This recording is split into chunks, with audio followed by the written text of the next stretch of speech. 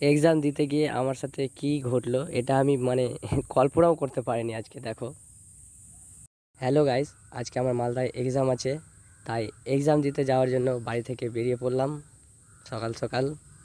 এবং বাড়ি থেকে বেরিয়ে রাস্তায় দাঁড়িয়ে আছি টোটো ধরবো বলে, এবং অবশেষে টোটো পেলাম। তো টোটো বসে এবার 16 মাইল স্ট্যান্ড চলে আসলাম। তো আমার কপালটা খুবই ভালো যে 16 মাইল স্ট্যান্ডে এসে দেখছি বাস দাঁড়িয়ে আছে। তো এসে আমি বাসে কী করলাম, চেপে গেলাম। বাসে যাওয়ার পরে বাসের মধ্যে ঢুকে দেখছি আরও আমার কপালটা ভালো, দেখছি জানলার পাশে সিট পেয়ে গেছি এবং ফাঁকা। তো সিটে বসে পড়লাম।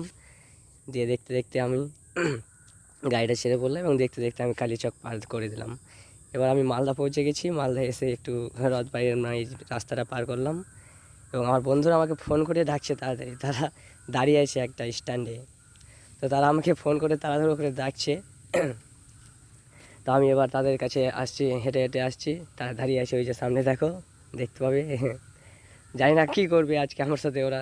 তো সবাইকে একসাথে এবার হয়ে গেলাম আমরা। এবার হাঁটতে হাঁটতে সেই স্কুল, যে স্কুলটাতে আমাদের পড়েছে, মালদা মডেল মাদ্রাসা, তো সেই স্কুলটা যাওয়ার জন্য এবার সবাই হাঁটতে লাগলাম।